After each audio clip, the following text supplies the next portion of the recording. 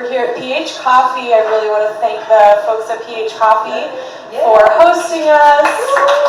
Thank you. I want to thank my dear friend Peggy, who's KC native and has been housing me and feeding me and making sure that I remember that the Chiefs are playing in the Super Bowl on Sunday. If you have a chance, go to Union Station. It's a sight to behold. This is a sports town, and it's great.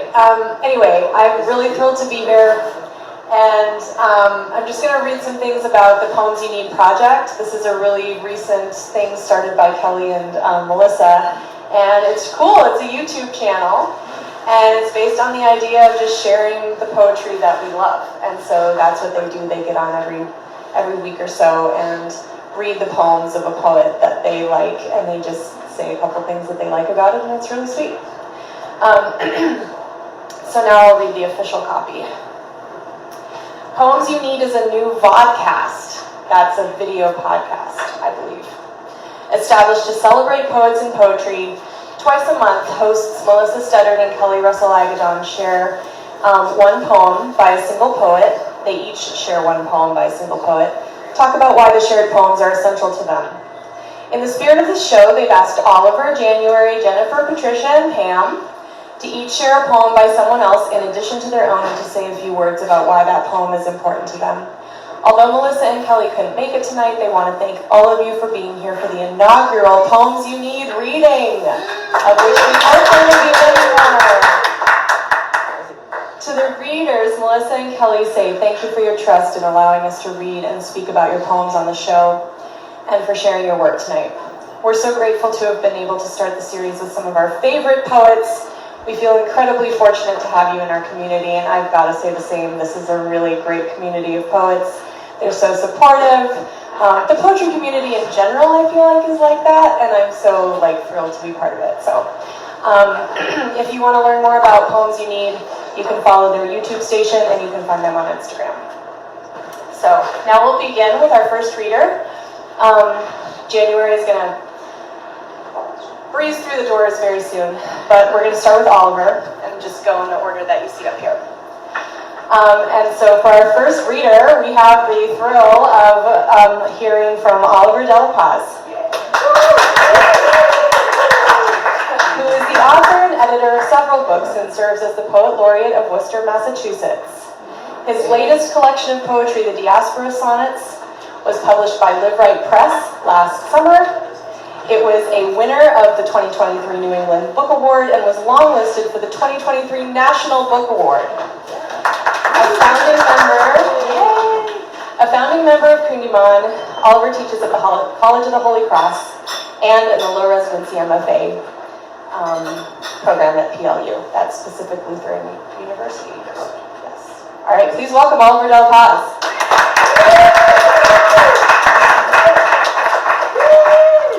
Thank you, Heather. This mic is very high. You can lower it down here. No, it's okay. You're very tall. You are.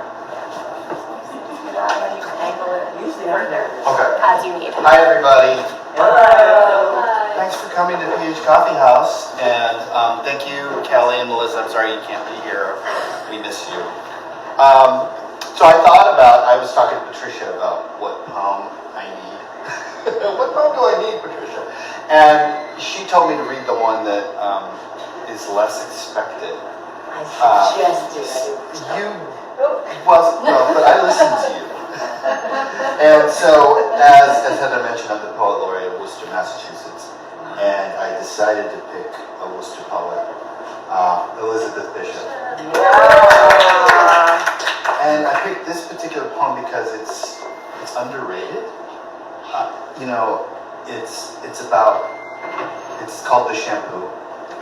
I love this poem, and it's so intimate, and it's so close looking, and there's just some amazing language about a lover's hair as she ages.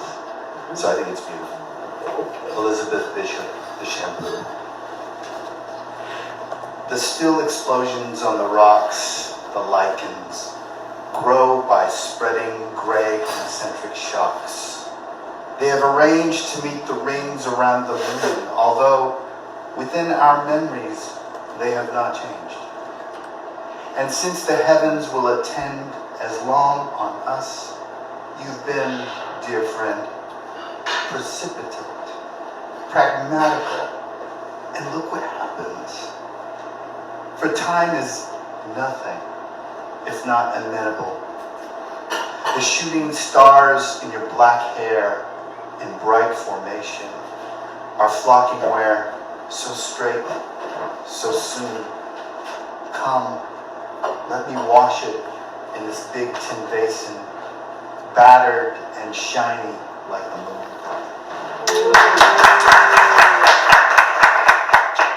I've been reading a lot of Bishop. That's the Worcester Poet Laureate, and she's incredible. So I'm going to read some poems from the Diaspora Sonnets and then maybe a new one, if you'll have it. The Diaspora Sonnets is a series of sonnets that sort of tracks my family's journey through the West and East, back and forth as we landed. When we first arrived in the country after my family fled the Philippines in 1972, my father, his brother was on the blacklist of the Marcos regime. And so, consequently, my father was worried for our own safety and took us from the Philippines. And we landed in a place which was desert, Eastern Oregon. And basically, the industry there was agriculture. And a lot of the time, I worked in the farms and in the orchards. This is a poem entitled Diaspora Sonnet in Eastern Oregon, Late Fall. What was it like? Snowfall and hands in pockets. An oil drum stuffed to the rim with twigs. Under sleeping pallets, the crushed apples insistent rot, and the work as plain as God. We lived and we died. And when we died, there was the promise of apples to clean, to polish, astringent soaps rubbed on bodies to wring out the fact of the cumin-like smell of what? Of labor? Cider and grease, the hard pits of warehouse funk, stink of mattress stack after stack, the forever and cold of Freon, and the drone of fan belt hum. Our mattress springs idled in the maw of the coolest places, where the red delicious peered over the edges of freight, and we saw our fruits forever in the twilight at shift's end, stared them down hard until the red ran green.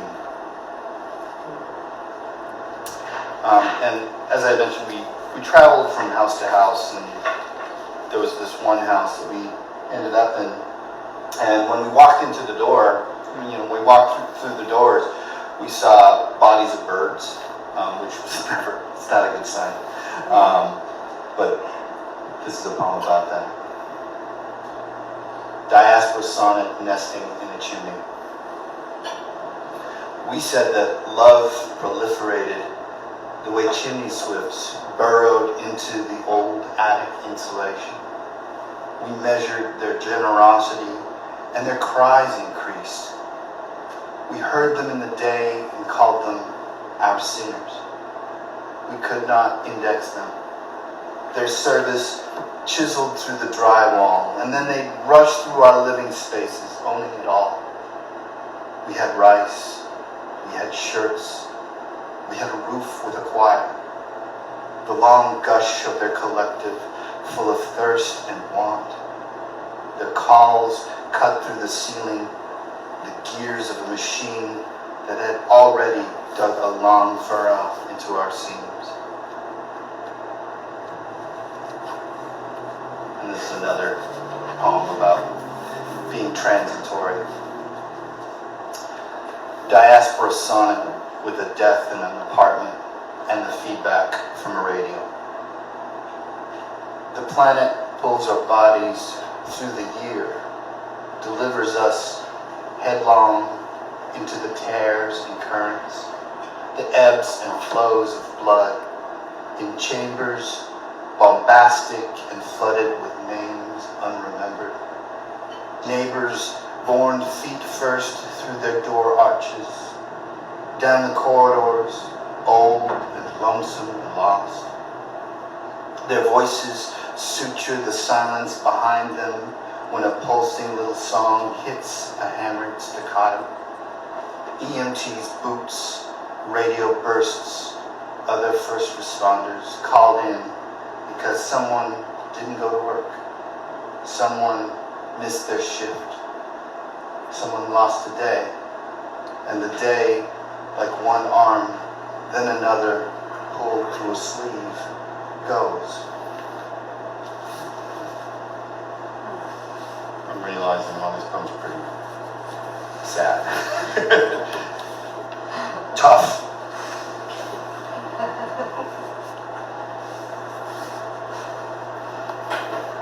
So my mom was a trained physician in the Philippines, and she had to retake all her boards and her licensure when she came to the United States. And so my dad took all these odd jobs on while we were moving back and forth trying to get her license or relicensed again.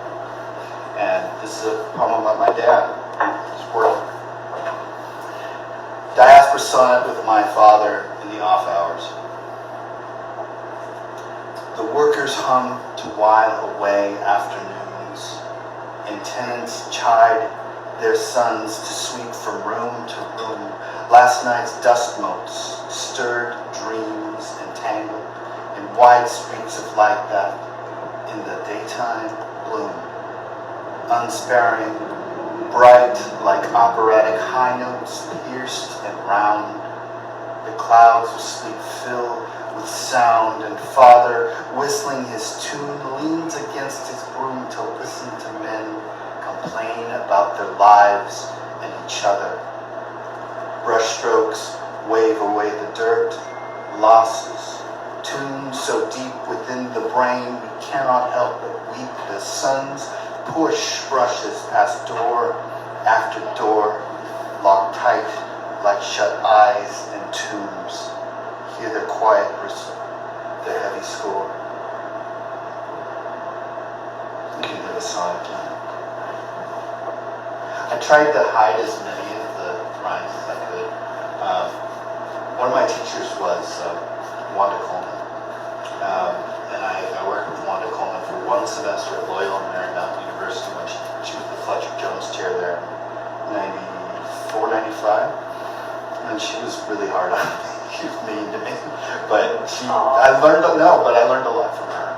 Because, I think Wanda learned to teach from teaching in the community, She learned to teach from teaching in the community, and I think that was something that I had never experienced, and I think it was really, really, an exceptional lesson.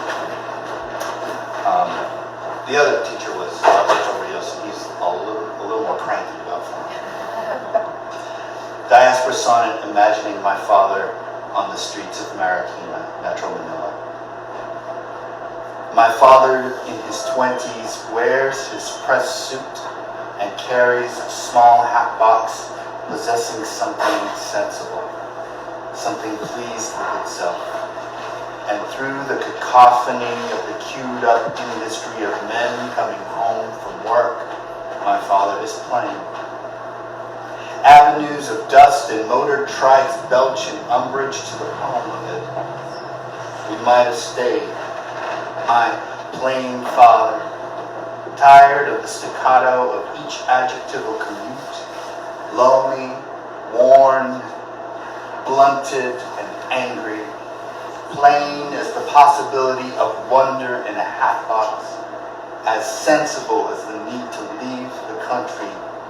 He is the center of sense, my father, never hesitating to thread his Windsor knot and polish his one pair of dress shoes.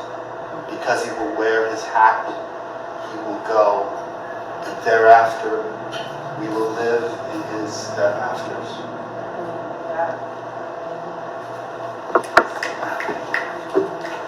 I'm reading Am I eating? I should eat the mic. Yeah. I'm not loud enough? Okay.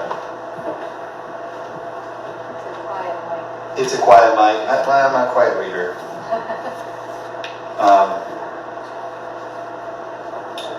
I'm going to read two more from here and then a new poem.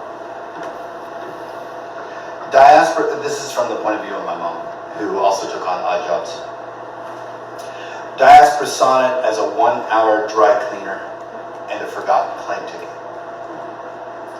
Broth of boiled cloth and acid hands, knuckles raw from wringing suds and swinging denim by fistfuls up and out of the basin, grime of steam and grease stains blotted out, shirt after shirt garnished in plastic, new selves from pressed sleeves, starch stiffened and formal, as one should be in another country.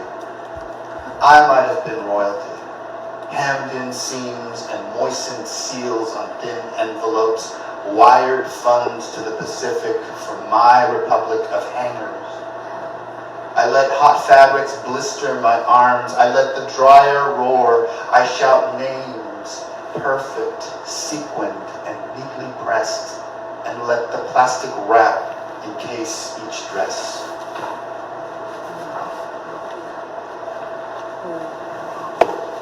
There was a place that she worked in. It was called 1 Hour Martinizing. Oh, yeah. I don't know what martinizing is. What is martinizing? Does anyone know? But It's dry cleaning. That's what I thought. is that all it is? Yeah. Just, It's dry cleaning. It's fancy dry cleaning. but why did it? Yeah, is it like named after Martin? No, it's after Martinizing. Strange. Okay. I'm learning so much up here. Hi, Jane. Good to see you. Diaspora sonnet, imagining my father putting away his suits because there's no place to go. And this is the last poem from here, and then I'm going to read a new poem. Diaspora sonnet, imagining my father putting away his suits because there's no place to go. The fact that love was what had brought us here still registers against my father's loss. A pact he made when he was only years removed from primary, and still the costs are ghostly stops and starts that drift amid his daily oaths. Sometimes he paused to brush the soot from cigarette ash, formalistic and pomaded, the straight-legged pantsuit plush with that promise of love born from abroad. Such elegant clothes, the best he could pack, and how he glistened with promise. Well shod, his left and right, now burdened steps, manic with worry now, my beautiful father, under the heavy calculus of what's after.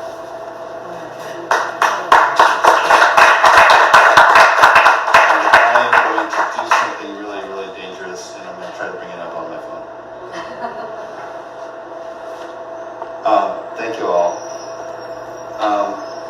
So I am the father of 3 boys on the autism spectrum, and I've been writing a lot of poems about them, and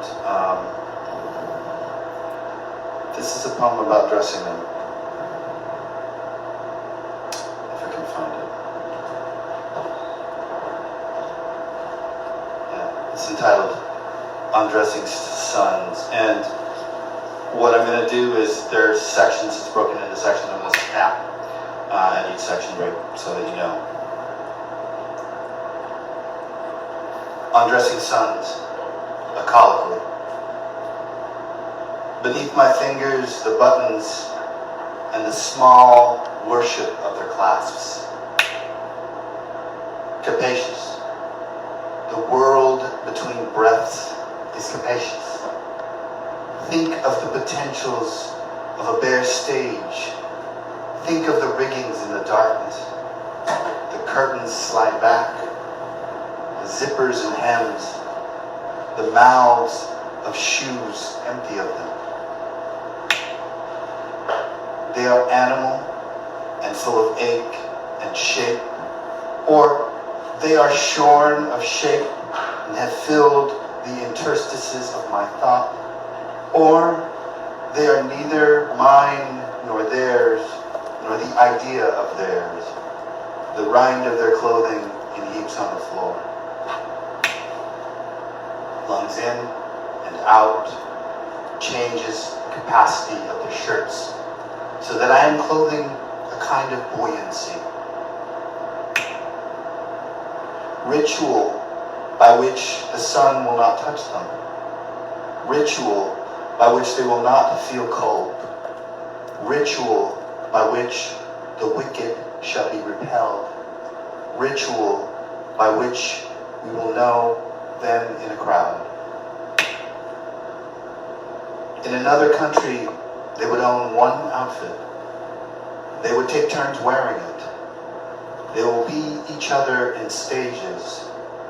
We will preserve our memories of who we were in seeing them dressed.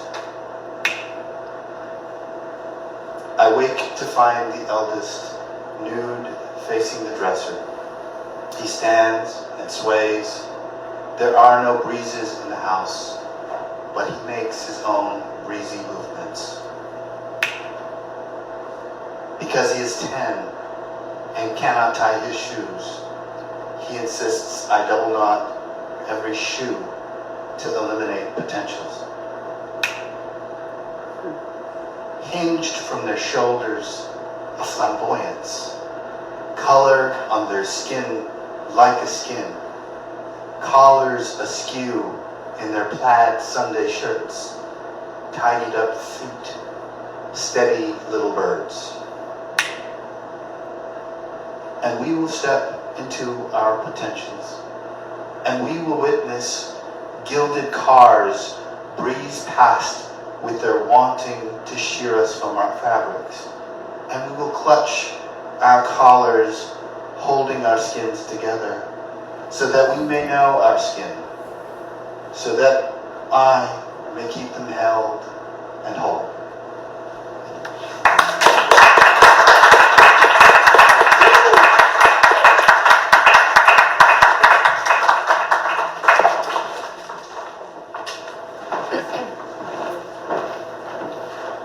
Party till someone smells popcorn on the floor. I need to get my coat.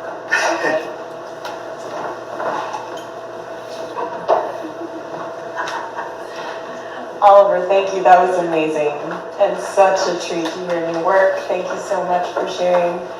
I'm going to try to juggle some things out.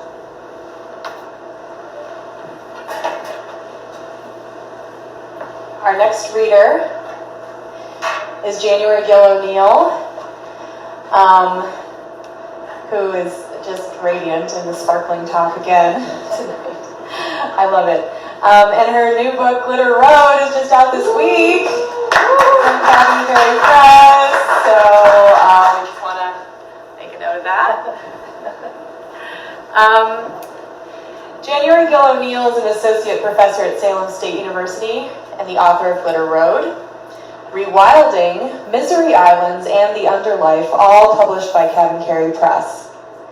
From 2012 to 2018, she served as the executive director of the Massachusetts Poetry Festival. Her poems and articles have appeared in the New York Times Magazine, the Academy of American Poets Poem a Day series, American Poetry Review, Poetry, and Sierra Magazine, among others. Her poem, At the Rededication of the Emmett Till Memorial, was a co-winner of the 2022 Allen Ginsberg Poetry Award from the Poetry Center at Passaic County Community College.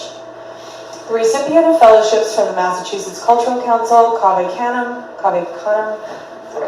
and the Barbara Deming Memorial Fund, O'Neil was the 2019-2020 John and Renee Grisham Writer-in-Residence at the University of Mississippi at Oxford.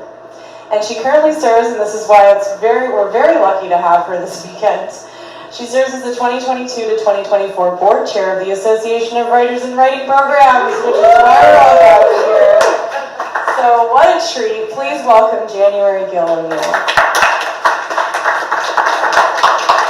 Oh my gosh. Thank you.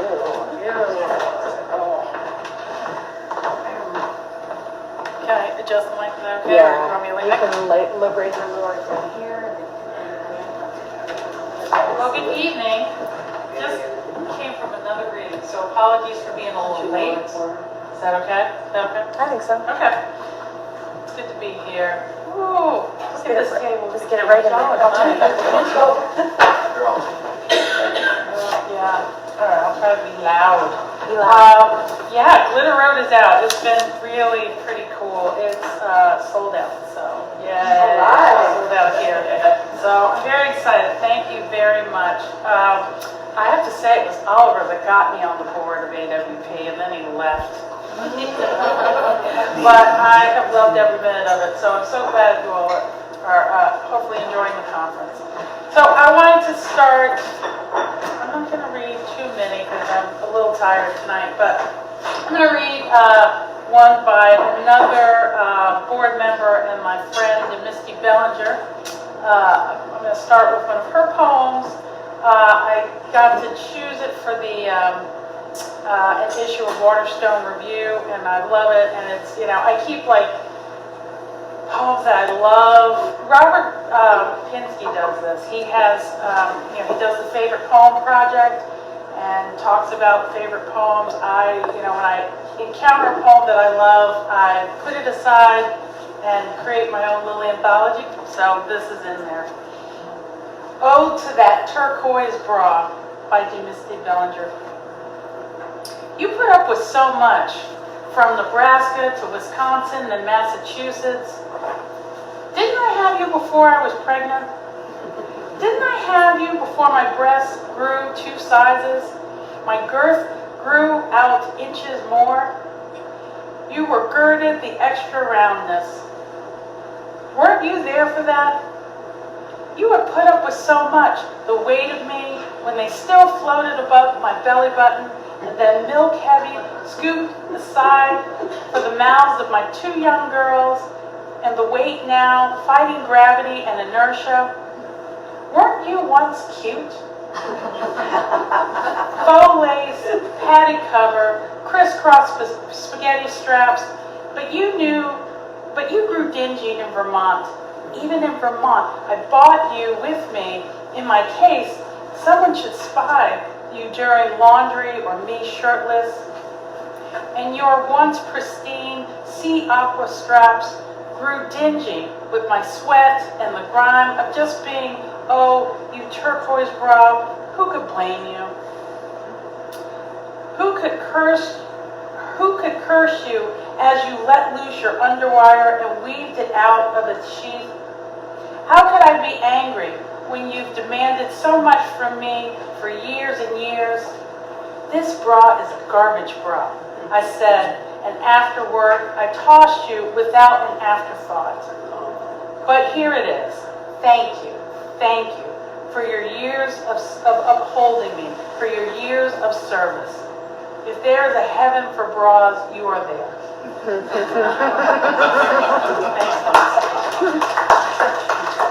So I think I'll just read a few, just 2 poems. Let's see. Regret nothing. If at 4 a.m. you find yourself awake and alone, curled up in your half-empty bed under a flashlight's white light, reading a poem, little moon casting its aura across the page, regret nothing. Not the clothes piled in the corner, not the drawers closed like caskets, the unpacked lunches, the bedtime story trapped in its book, the child's glove under the couch, missing the body it protects, all that must be swept, bundled, and carried off to somewhere else, only to return to the source of your unmaking. Regret nothing. Even as a glimmer of yourself catches you in the mirror like a stranger, walk into the day with your whole heart intact. Walk into the center of everything. Leave nothing in your wake.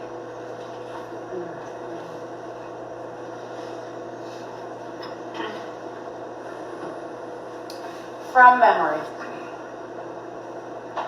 I miss the way you text me at 4 a.m. You up? And read me a poem. Usually a Jack Gilbert, but sometimes one of mine, as if you were holding a mirror up to my life, with the best lighting. I know a woman who makes heaven out of her body, and I'd almost believe those words were yours. And sometimes I will wake to the sensation of your chest pressing into my back, how your hand journeyed from belly to breast in one graceful glide, our luminous, complicated joy, the way it traveled and faded. Sometimes there is only dark in the familiar place of my body. There were nights so simple, it was as if the stars came down to sit with us, not saying a word. Whatever is sealed between us, memory holds in its place. When I can't sleep, I exhaust myself by looking into the blue night. That star I'm seeing is the light that left a long time ago.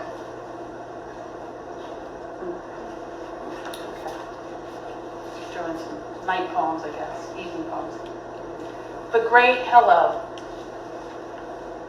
A big-ass moon rises full and wide in the western sky. The deep pond awakens with the tongues of bullfrogs.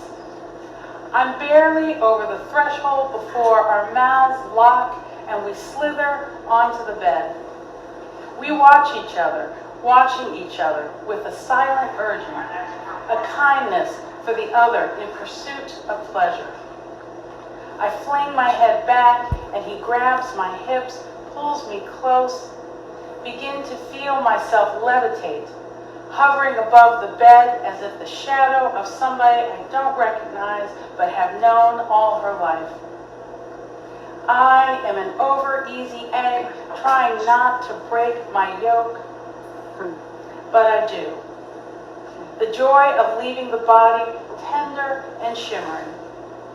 A moment of gratitude for every daunting thing that brought me to this place where I am my most fearless, my most true. I wipe the sweat from his head, slide my hand across his glistening skin before crawling back into myself, sprawled across the sheets, streaked in moonlight. Okay, I'll close. So, my friends and I back home, we're doing a writing challenge. So friends, they're here. Cindy Beach and Jen Martelli. We're doing a poem a day writing challenge. Usually we pull Jennifer John into this, but she wasn't having it. So, a writing challenge, a poem a day for a month. And we all found the same story on the news about a woman who was swallowed by a python in Thailand. So I think at some point we should read all 3 poems together. Yes. This is mine. That would be fun, actually. Now you have to write it. I know. Woman swallowed by a python in her cornfield. Inside every woman is a snake. Some think I'm a hoax or an oddity, rarer than winning Powerball or being struck by lightning. Everything has a form, even doubt. Think of me as someone you've met in a dream. Green stalks shade the sun, keep me hidden from the villagers, the non-believers. To find me, you must enter me. Oh, that your body fits into my body makes us unholy. Let me press my mouth to your scar, run my tongue along your flesh so I can taste how you wound. The wild boars patrolling the edges won't save you. Footprints, flashlight, machete, slippers, all that I've left behind. Inside every snake is a woman. That's the part of me I love the most. Reticulated constrictor, word made flesh, time unfolding, lore or legend. I am done telling the kinder story. I am a myth of my own making. Part my snake flesh, and you will find me intact, clothed as I was when I visited the corn. Think of me as the gift you're unsure how to open. Thank you.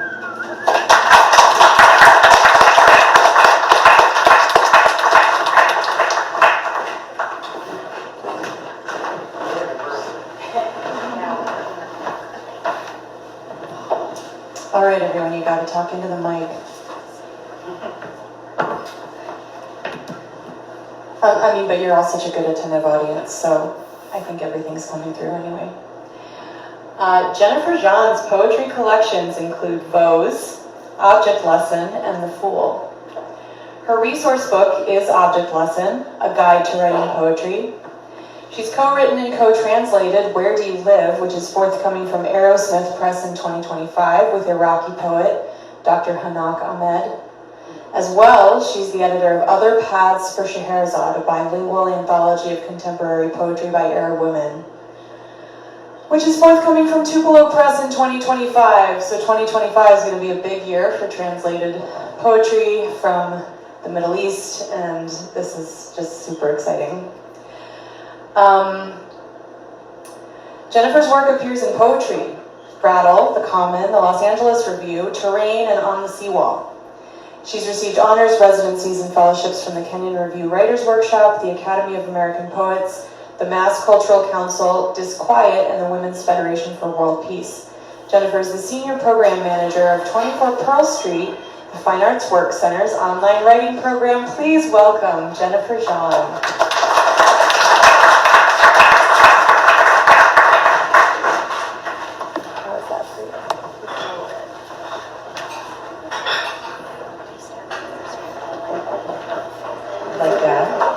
How does that sound? Good. Perfect. Great. Hi, everybody. Hi. And hello, Melissa and Kelly, I hope. So the poem I'm going to read first is by Dunya Mikhail, an Iraqi poet that I've come to know. I've come to love her work. And it's called Ava, Whose Shadow is a Swan. The day we met in Babylon, for me to interpret her, Ava found a pocket stone she'd later add to her collection of stones from different cities she kept in a glass bowl. We strolled roadsides piled with rocks blasted from bridges and buildings now bent and cratered. Yet I like to think that stone might have predated the fall of Babylon, when people spoke one language. I liked Ava's musical tone. She said, I am from Stockholm, home to no war for 200 years. I am from Baghdad, I replied, a city we call the home of peace, though war has lived in it for 200 years. We exchanged postcards for 30 years before my East and her West met in London, our friendship needing no umbrellas in the rain.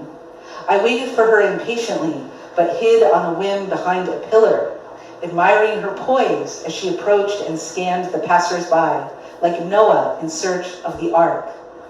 A woman nearly 90, so beautiful, her shadow a swan, a goddess who found her lost universe in the last minute. She hiked an island mountain on the way to our meeting and bought a CD of fairy music for me. When I followed up with a farewell call, I learned she'd lost her hearing. Write so I can hear you. She must have read my lips. The concert we attended in the rain must have seemed like lightning without thunder. When I receive her postcard, I can't read her handwriting, but plan to search the dictionary of Babylon for her words and decipher the line drawn by time.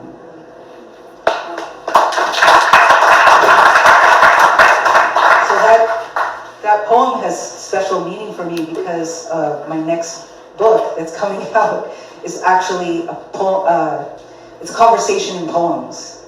The question that Dr. Hannah Ahmed, a prize-winning Iraqi poet, and I are answering is, where do you live? And we don't mean, geographically. We mean, where do you live in your soul? Where do you live in your heart, in your mind, in all the conceptual places. Where do you want to live? Where do your ideas come from? Things like that. And so we're answering these questions in conversations. And to tell you the truth, the book isn't done. And there's so much war going on right now. So we're writing, a lot of what we're writing is, as you can imagine, colored by everything going on in the world right now. So I'm going to read from that book. I haven't done that too much, so I have some nerves somehow. And I'm going to start off with Hannah's poem, which, by the way, she writes in Arabic, and I work with a translator to co-translate her poems into English. And then she does mine, vice versa. Okay, so this is very non-classified information. No homeland keeps a chest where my head can cry. No war kills my memory. That's how I answer your eyes, Jennifer, which listen to my hand's life story. No hand waves over the old bridge. No neighbor takes into account our need for the voice of Feiruz. No luggage keeps my evening dresses and a picture of my lips before they dry. No lover calls me in the morning whispering, "Wake up, let the world wake up." No family is fit for my leaving, for plunging myself into the nearest exile. No friend strokes the shoulder of my sadness, nor stops my hand which welcomes death. Death is to expect death. Wow. So,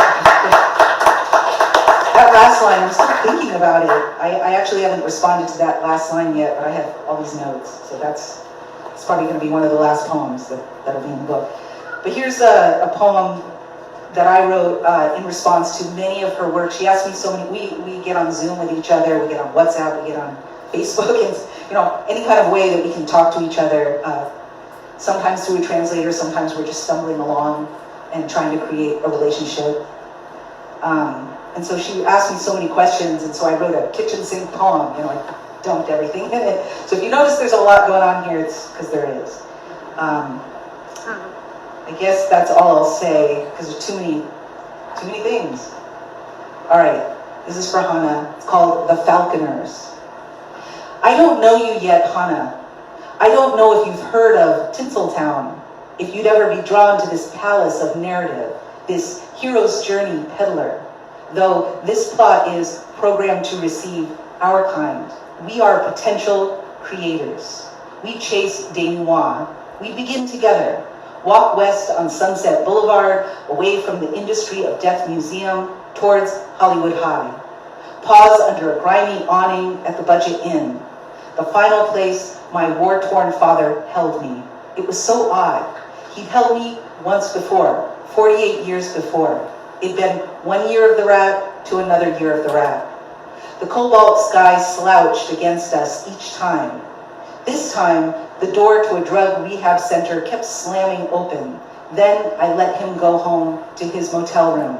I turned west. Let's race west together, Hannah. And let that scene be happy. A small image out of Spiritus Mundi. Above us, so many dull brass stars litter Vine Street. We're all tourist trek.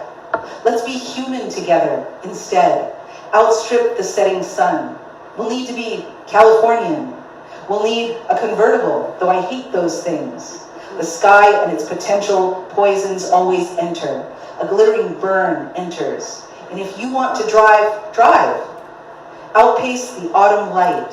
With one arm on the door, with one hand on the wheel, wind around the warm Santa Ana winds, point out every transplanted palm, every perched kestrel, pull in at the end of the boulevard at Gladstone's beach, and together in this lot, we'll face the cotton candy cumulus, the periwinkle glow over cold ocean motions. With our words, we'll remake every fake enamel falcon into a gift, into freedom in clean air. We'll rewrite this town, make true all silver screen sisterhoods, all the stuff that dreams are made of.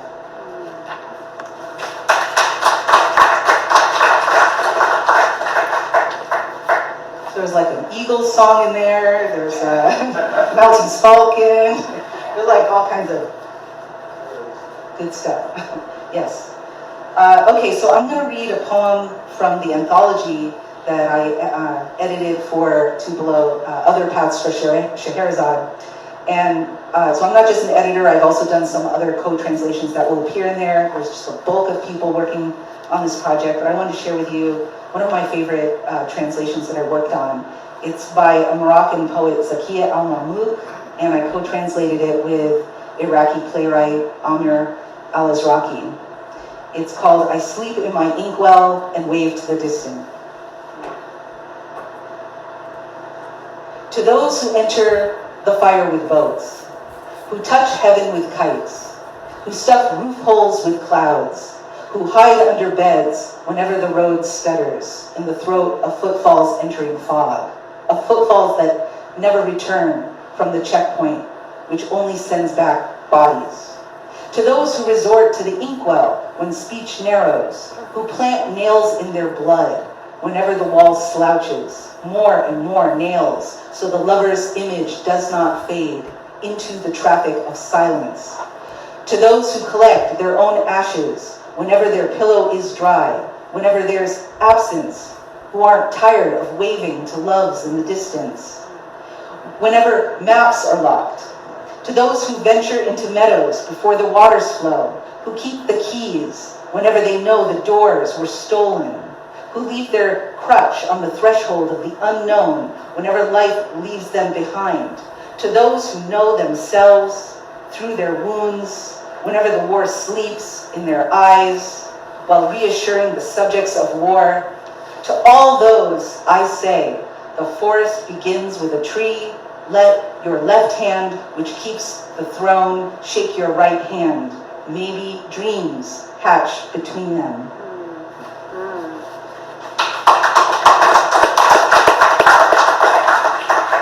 And then I'm going to end with a poem that, working with Hannah, just all kinds of poems come up and they're just not fit for the project. And I realize I'm writing a lot about forgiveness and what is an enemy, what to do with an enemy. So here we go. I have a poem that gets into that. It's called Herring Cove. When the sandbar is wide and the rivulets narrow, and Kelly says, let's cross at the shallows, and Dawn and I do, where's the enemy? When the tide pool is warmish, but I'm reticent, and they begin to swim because they're home, and I dip in with my caveats to my waist, where is the enemy? When I delight in the pressure of the current, wade as I was taught by Miss Patty at the Buccaneer Club, and Kelly flips her camera so the cumulus sky tells us to smile, where is the enemy? When the chutney sandwiches and blush grapes are gone, the ruby sun has fallen, and the shore crowd packs up, shuffles up dunes towards hot tar parking, where is the enemy? When I say the tide is in, we should go, and we sit, kick sand, talk about, ask about Dawn's Uncle Boris and Dune Shack history, and I say the tide, as the sandbar dissolves, where is the enemy? When I smash my straw hat into my backpack, and we hold our shoes overhead to cross so much quick water risen to our pits, watch the far shore with our hope, the men shaking their red umbrellas closed, where is the enemy? The men say, we saw you, we didn't know if you'd make it, and we laugh, my laugh a little shaky, my neck burnt dry, where is the enemy? They say, it's good to be alive, what a day, and they're right, and you're still looking for the enemy. That's it, thank you.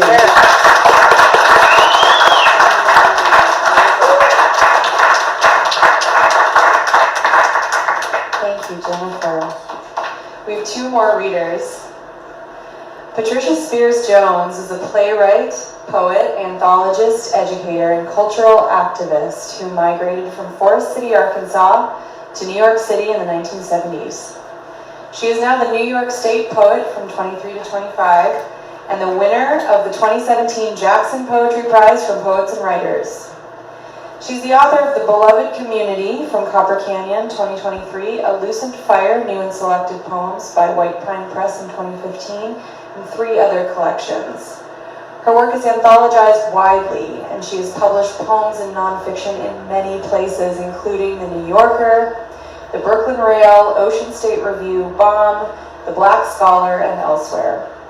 She's an editor of many anthologies as well, and a co-host of Open House, a Poets House-sponsored radio program on WBAI.org.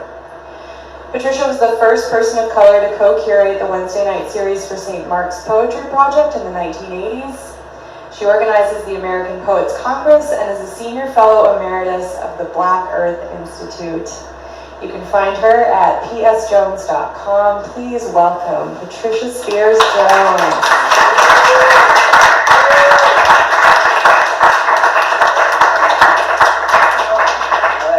I'm short. I'll make sure it fits.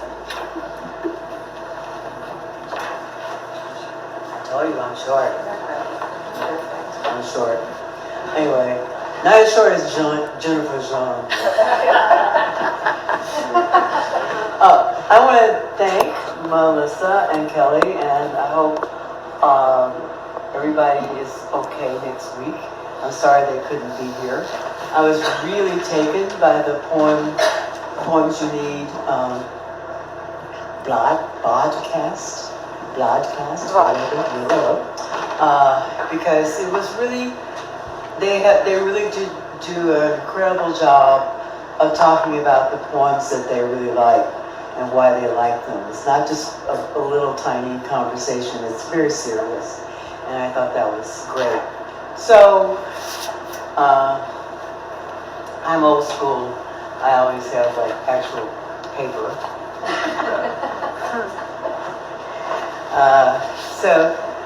The poem I'm going to read is from June Jordan. And I met June back in the early 70s. And this is one of her most famous poems, but it also feels like it's speaking to what's going on right now. Poem for South African women. And this was written to commemorate the 40,000 women and children who, August 9th,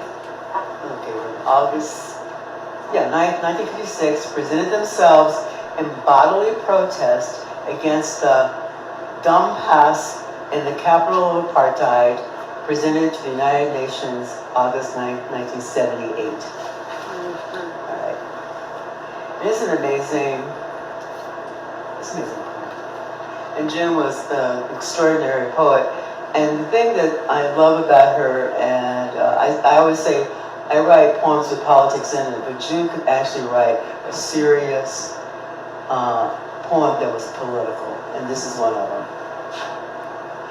Our own shadows disappear as the feet of thousands by the tens of thousands pound the fallow land into new dust that, rising like a marvelous pollen, will be fertile.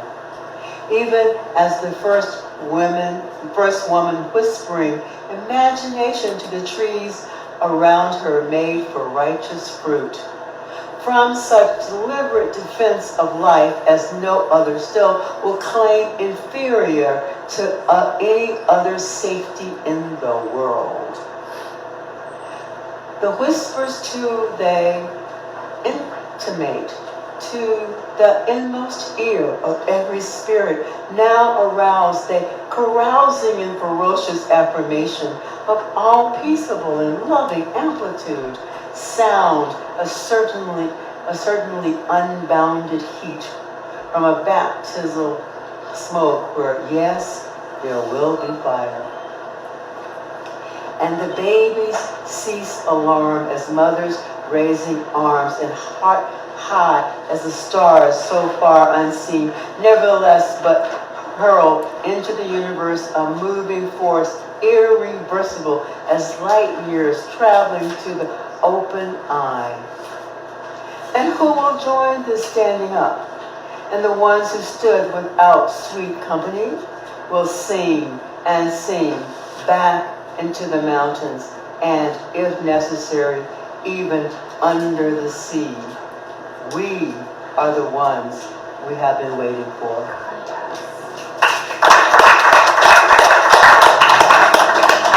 I can't do that. I'm not going to try. But I appreciate that she gave us that kind of language and that kind of fierceness. The Beloved Community, which came out like in the fall, so it's new, like glitter It's in there.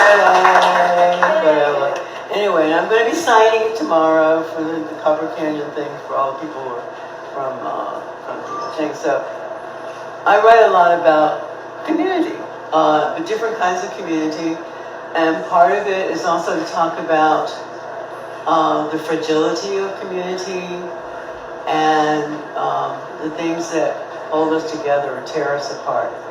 And I also write quietly but seriously about poverty. So Oliver, I appreciated those sonnets a lot. This is called Morning Song. And it's really a poem for poets too, so I'll leave it at that. Morning Song. You wake up to the phrase salt lick. You realize you know not one thing about salt licks. You know salt and lick, but together? How does the salt lick salt? You know you are moving to the land of word games, or musical instruments unstrung, battered, too much play. Each day, the gleaners walk sidewalks in search of bottles. They separate already separated bags to find precious glass that is plastic. They hate the cans. They know the places where beer overwhelms soda, where huge milk cartons say children, many children live here. They do not whistle when they work. They do not lick sweat off their arms. They go about the business of poverty with grace and noise. Early morning dragging the weight of others' waste.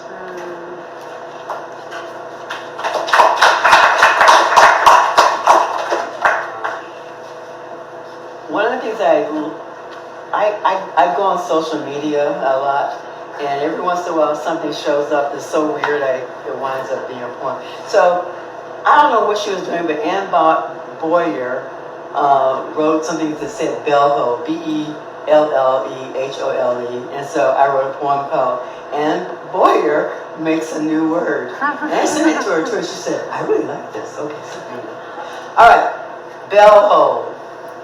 Bellhole, beautiful hole, sophisticated slit. Thus, slut and words of ill effect on females.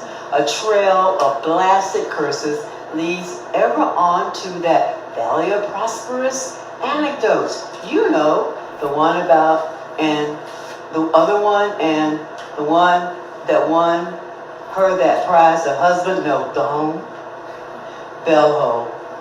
Artifice pulsates, the poet singes swifts, busy flying tree to tree, while their banner of shit droops down the hole in the roof. Dumbass song, oh, house collecting somebody's debt, wet, with memories and a tornado of ideas, blow the damn hole. Reinvent the sweet scent of early puberty when lampposts threaten to descend upon shouting men, humoring their hormones, but getting not one glimpse or touch of the poet's perfected new word. Bellhole, beautiful hole, cracked earth shuffling roots and roofs, Los Angeles in its own topographical feast day, as the virgin girls screaming in crumbling buildings. What night is this? Whose feast is worthy of this temper? These cries, the claims of gestures, bell hole, beautiful hole, sophisticated slits. I love for writing that.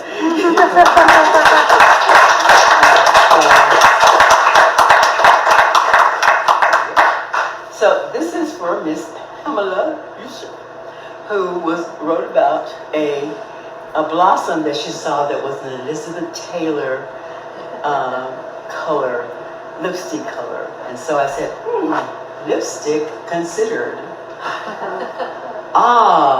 To have a blossom colored by lipstick. Nature saluted and mutated by chemistry. Elizabeth Taylor lipstick bloom, poet says. But which Elizabeth Taylor lipstick? The lush red hints in those brightly lit black and white movies, say Father of the Bride, or the soft blush, fake innocence, pink from Butterfield 8, marking that mirror, not for sale.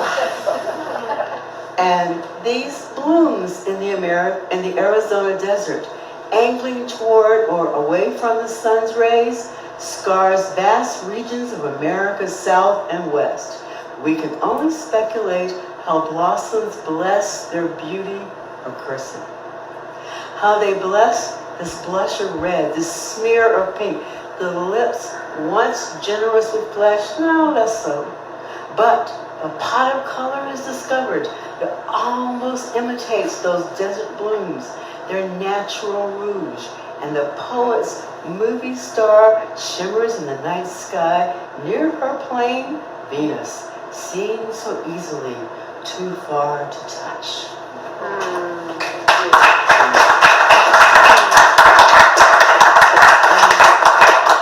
So my only new poem, which actually got published in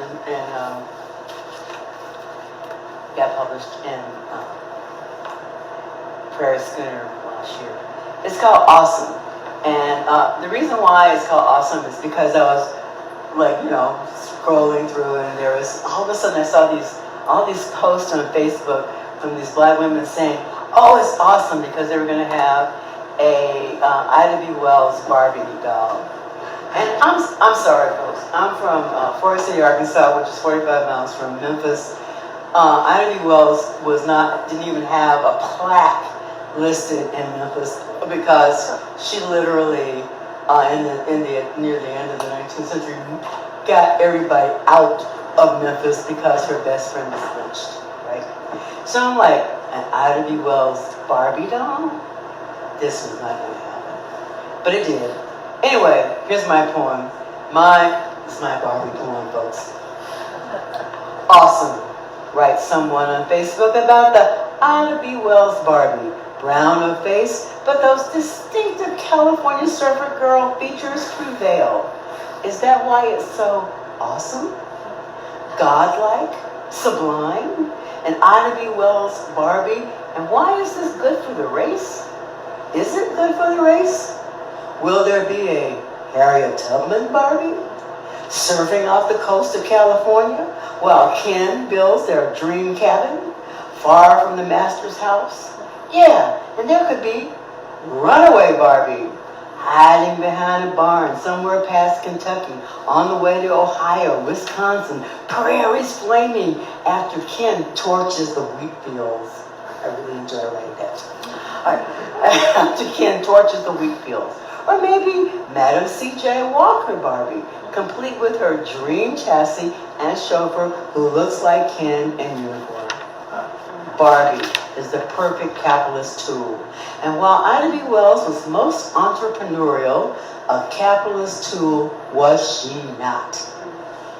Maybe I'm not bourgeois enough to appreciate this nuanced creation of a great black revolutionary woman who, with her pen, led black Memphians to close their schools, shutter businesses, pack up their houses, and leave a place where black bodies were lynched out of spite and for sport.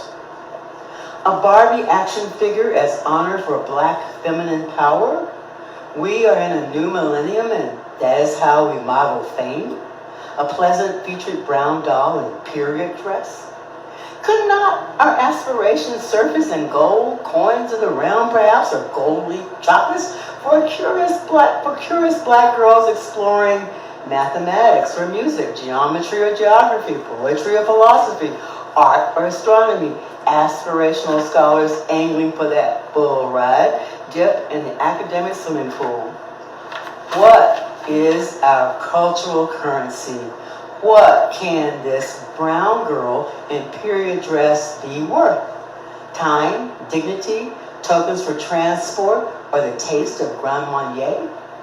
Brand affinity, bottom line, profitability, that old buy and sell?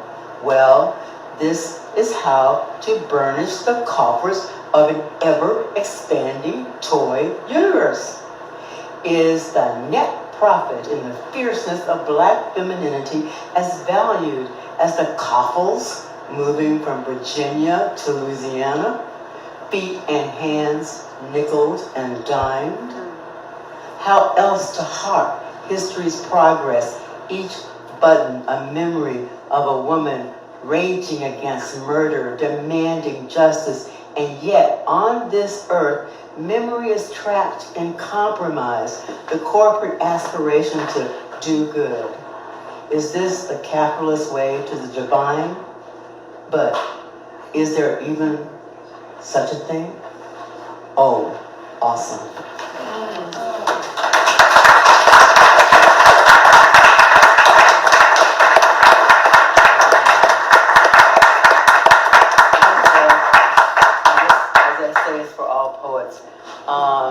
I'm sure everybody, presumed everybody in this room, knows who Clarabelle Alegria was, and she died in 2018, the great poet and translator from Nicaragua and El Salvador. Anyway, I was in Captiva, Florida at a Robert Rauschenberg residency. Yeah, it was so cool. And I saw, you could actually see the stars. And so that's part of this. But this is a lot about yet another great woman who is no longer with us. On the death of Clarabelle Alegria, 1924-2018. And once again, thank Heather and all the people here, and Melissa and Kelly. On Earth, she marked her days with rage and love, and fought the generals and their armies of thieves and torturers. Her pen was mighty, so also her arms. Death is the shadow twin, the one remaining in the foothills of the back door in a convent off a mountainside. And yet, a mother's breast awaits her infant's mouth. A rooster crows and children gather what food there is, while bells ring across the foothills when the soldiers leave. A music of hope even as another child is buried and a landmine erupts a few kilometers from hospital. We live in a time of suffering in places of beauty, where the water and air meet in mountains dark soiled. Food grows effortlessly, and so does greed. We live in a time of suffering in places of beauty, where yesterday's rebel is today's president. And greed cowers the hurt children who hunger not only for their mother's milk, but a safe place where peace storms the land with smiles and the tender removal of all aspects of war. A phantasm of peace. A peace unlike the other ones, negotiated and then neglected. Thus, military rifles, handguns, machetes, bowie knives, unexploded landmines, all made so that peace will end and terror return. What you hear is the sea. The heavy waves come in, go out. Stars pattern Orion's belt. Or is that his heel? And then another woman of letters departs. Will she step on Orion's heel? Would she say, "Excuse me, I did not see your heel"? Would she try to hide her era as her celestial garments drag across the night sky? What if Orion could speak? And if he did, would he say, "All the poets love my heel or my belt. You're not the first to seek an anchor here"?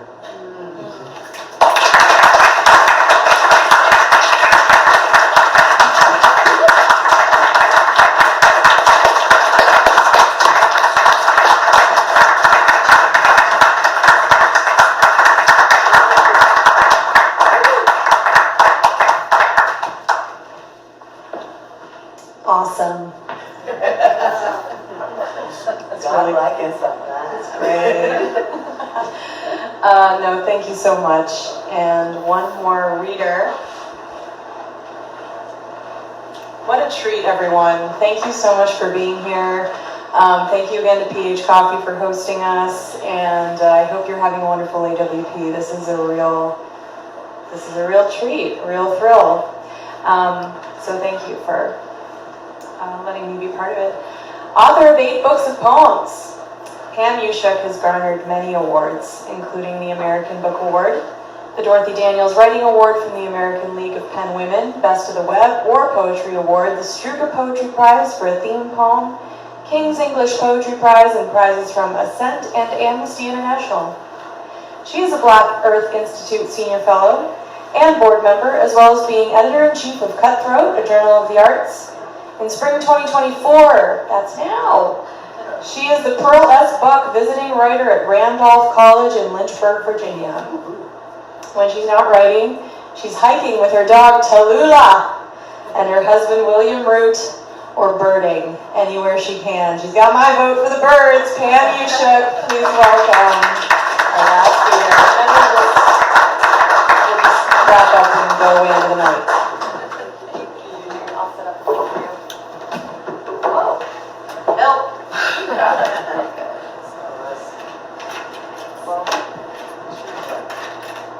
Just a little wobbly. Okay, does that feel good? Whoa! I was a liar. And that thing was really wobbly. It is. Well, I wanted to start by saying thank you, Patricia, for that wonderful poem, because I'm going to read its twin for you.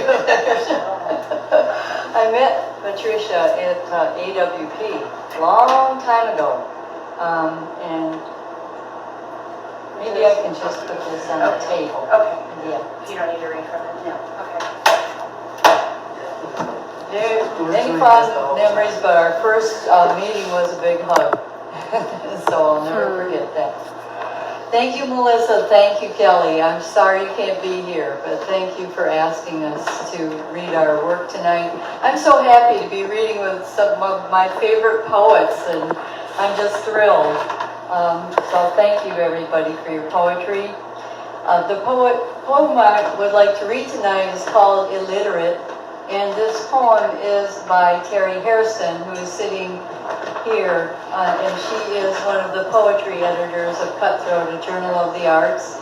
Terry lives in Winston-Salem, North Carolina, and Terry worked with me at the Center for Women Writers at Salem College for 4 years, where Terry helped me take poetry into all the community centers in Winston-Salem, and to bring community members who had never heard of poetry reading before to Salem College. She's a wonder, and I am blessed to have her in my life. And she's a wonderful poet.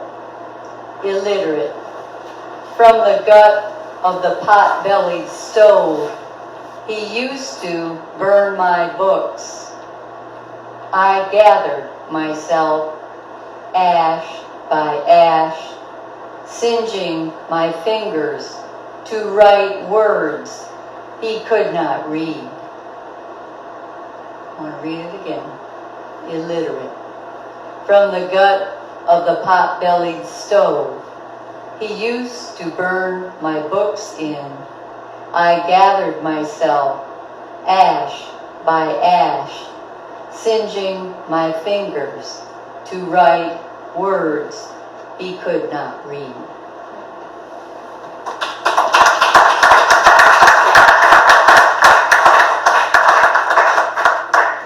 And I'm old school. I have glasses and I read from books. And I want to read this one for Patricia Spears Jones, who is dedicated to, and it's called Holograms. And I think she published this in a About Place journal, if I remember correctly. And I'm so lucky to be in Black Earth Institute with Patricia. This is desert's finest season, season of California poppies, sunset yellow, and holding up cups of blood orange light, next to Penstemann's Elizabeth Taylor lipstick blooms, translucent waxy pink aloe, stunted lupine singing the blues, greasewood's yellow flowers verdants consume, month of mating butterflies and white-winged doves, month of new desert hares and bobcat kits mewling in our neighbors' eaves, month before heat's warriors run amok and fires eat the trees, month of Palestinian mothers wiping blood from their babies' mouths, month of political screams giving birth to semi-automatic fists, threats of hunger worldwide, melting ice caps, month of coal-fired power plants doubling sulfuric smoke while we survive, hallucinatory as the future, etched on a computer screen.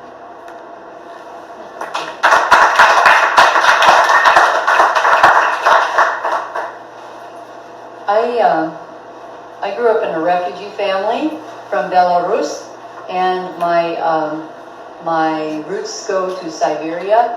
My last name is Uschuk, and it means the whale. It means a whale that can spiral down, down, down, down to the bottom of the sea to evade her enemies. And someone asked me once, does that mean you're evasive? And to spiral up, up, up to the surface to sing. I've been writing a lot about conflicts lately, but these poems have to do with being a refugee in many ways. One of which I live very close to the Mexican border, and I taught bilingually Spanish-English in schools to elementary school kids and junior high school kids, middle school kids, high school kids in Tucson, as well as Nogales and along the border. This is from an incident that happened in Douglas, Arizona. It's called Cracking 100. Near the border, preschoolers worry about butterflies. How can they fly over the wall? 20 feet tall, thick steel plates would sear delicate wings. And lizards, miss, how can they get through? Small fingers draw orange wings crashing into steel. Lizards hanging their blue heads. Y el tigre, severing ancient migration paths, the wall will ensure the jaguar's end. Just after Cinco de Mayo, daytime temps crack the knuckles of 100, 10 degrees above normal. No wall can stop rising heat, the death of coral reefs, or the governor calling for the National Guard to secure the border. In holding cells, children separated from deported parents wait for a future no one can predict. And in the San Joaquin Valley, strawberries and tomatoes rot in fields. Farmers wonder where the pickers have gone. Immaculate in his Armani suit, the president, this is the president before this one, immaculate in his Armani suit, the president tweets for congressional support to build his wall, calls for a prayer meeting in the Oval Office. You can hear Bible hymns hung behind bulletproof doors across the lush White House lawn, where monarch butterflies, who've migrated all the way from Mexico, land on bright rose petals tended by hands the same color as earth that nourishes them.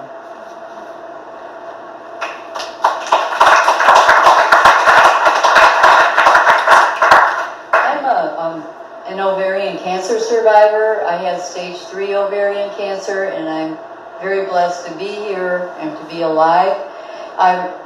Several of these poems in this book I wrote while I was in chemo.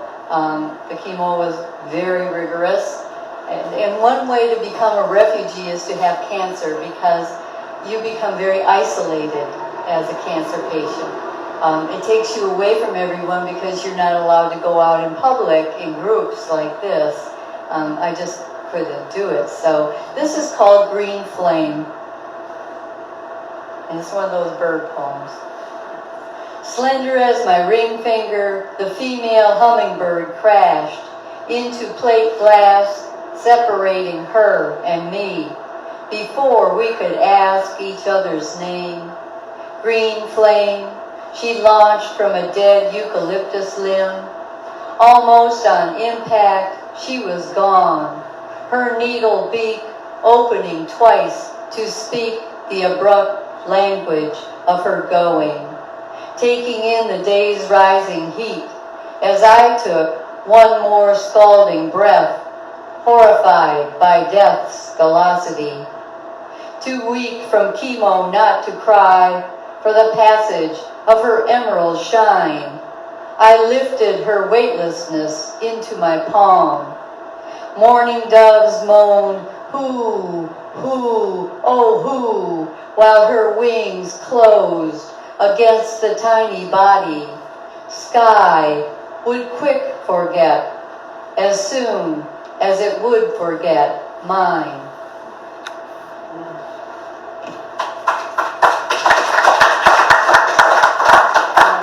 Terry Harrison asked me to read this poem, and it's called Refuge, and it's for friend Terry Acevedo in Tucson. While during the Trump pregnancy, why did I say that? Where did that come from? Anyway, doesn't it? Oh my God. Anyway, during that time, we were distraught. I mean, a lot of people were distraught. And so my friend and I would go out to the res, where we have a lot of friends, the Tohono O'odham Nation, where I have lots of friends and have worked for a long time.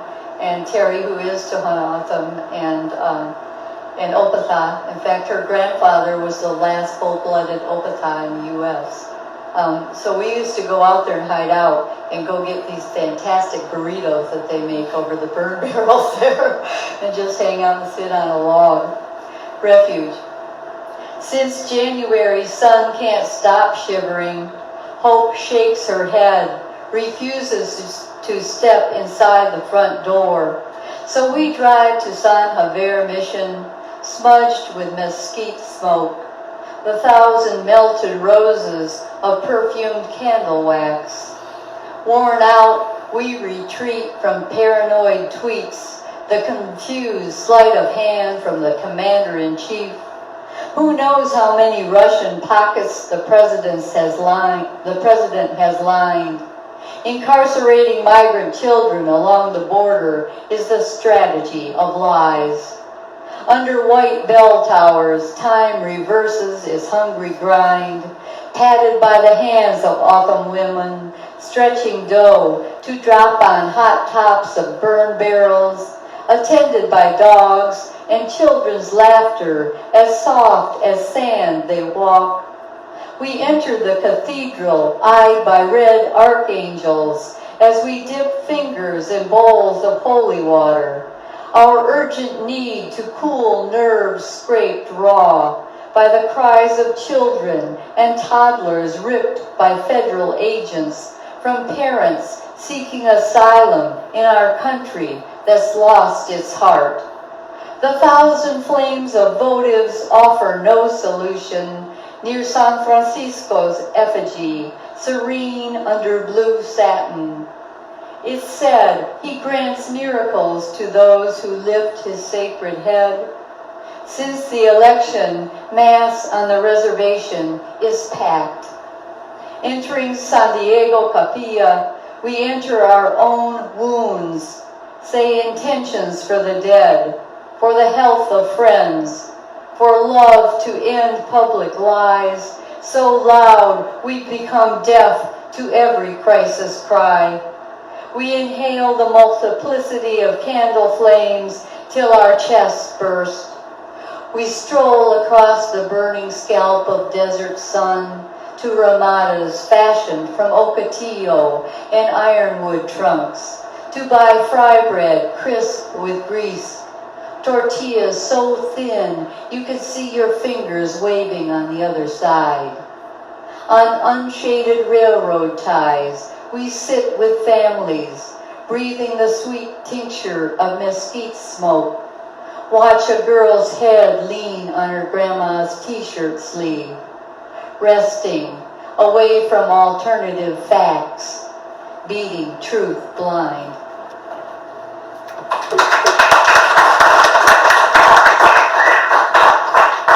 One final poem, and thank you all. all for your beautiful work tonight. It's really got me all jazzed up and nervous. I think I'm with you. I want to read a sort of a new poem, and it's in a manuscript I'm working on right now called Field Guide to Migratory Words, and it's called In the Hawk's Eye, Lakes.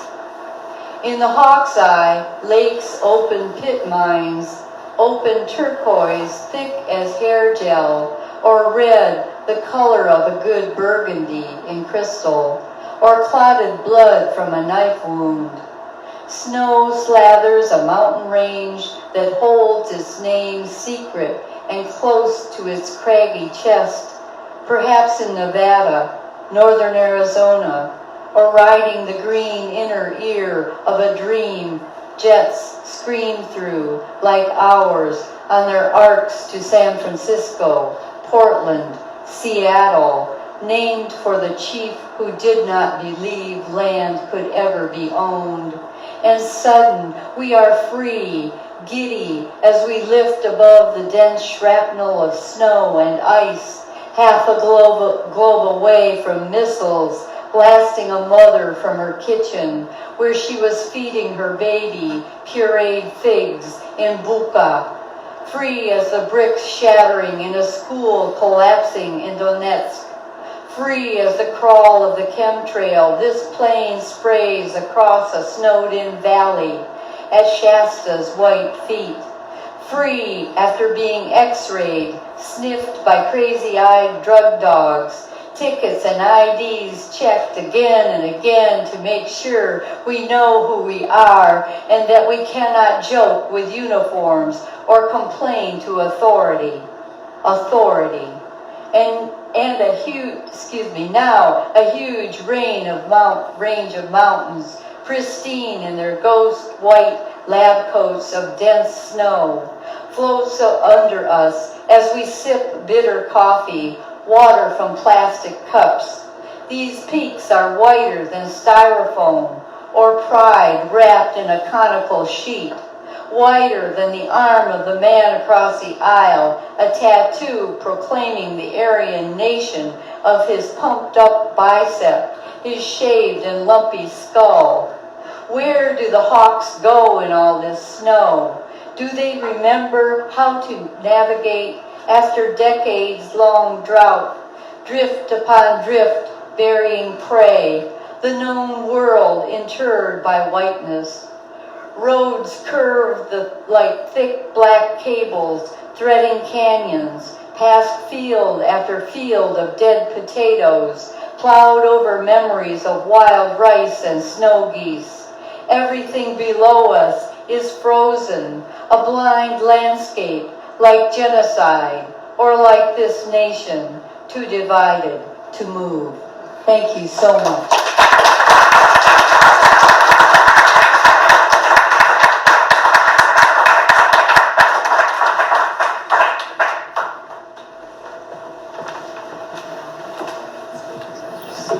You're all the best. Thank you, poets, so much. Let's say hi to everyone quickly, shake each other's hands. Thanks again. Yes, thank you, Patricia. Tell everyone what a great job they did. Have a good Saturday at AWP tomorrow. Look for each other in the book fair. Good night. Thank you so much.